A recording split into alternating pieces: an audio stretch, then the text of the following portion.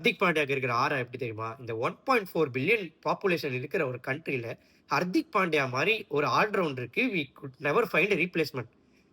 That's how much aura which he holds. Hardik பாண்டியாவோட பிரசன்ஸா இருக்கட்டும், அப்பா! நம்ம கண்ட்ரில கிரிக்கெட் வந்து வொர்ஷிப் பண்றோம். லிட்டரலி எல்லா சில்ட்ரனும் வந்து கிரிக்கெட் ஆடுறாங்க. பேட் எடுத்துன்னு வராய்ங்க. அவ்ளோ talents we have in the country. ஆனா, எவ்ளோ டேலண்ட் இருந்தாலும் பரவால்ல. லிட்டரலி எல்லா கிரிக்கெட்டருக்கும் ஒரு லைக் டூ லைக் ரீப்ளேஸ்மென்ட் இருக்கு இன் ஆர் கண்ட்ரி. ஆனா, ஹர்திக் பாண்டியாக்கு there is literally nobody.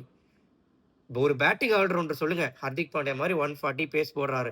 Hardik Pandya மாரி ப்ரூட் பவர் வச்சு அடிக்கிறார்.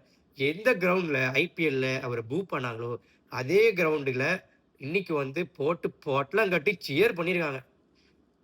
M unreal power. இங்க பாருங்க. இந்த ஸ்பின்னர ஒரு ஹிப் ஹைட்லேருந்து லென்த்த பிக் பண்ணி, மிட் விக்கெட் மேல அவ்ளோ பவர் ஜெனரேட் பண்ணி 6 அடிக்கிறதுன்றது நான் இதுவரைக்கும் பார்த்ததே இல்லப்பா. ஜார்ஜ் லிண்டே லிட்டரலி அவர் போடுற பால்லாம் லோ கேப்ட் ஆயி ஆயி வந்தது. ஆனா இருந்தாலும் போட்டு எல்லா பாலையும் போட்டு மிட் விக்கெட் சைடு, ஸ்ட்ரெய்ட்டு எல்லா பக்கமும் அடி பிரிச்சு எடுத்துறாரு. அதே மாரி பேஸ் பவுலிங்ல அவர் கிரியேட் பண்ற இம்பாக்ட், அந்த கட்டர்ஸ் யூஸ் பண்ற விதம், ஸ்லோ பவுன்சர்ஸ் யூஸ் பண்ற விதம், கிரைசிஸ் மேனு எப்போ ரன்ஸ் அடிக்கணுமா அடிச்சு தரேன். விக்கெட்ஸ் எப்போ எடுக்கணுமோ எடுத்து தரேன். 140 பேஸ் எப்போ ஜெனரேட் பண்ண முடியுமோ பண்ணி தரேன்.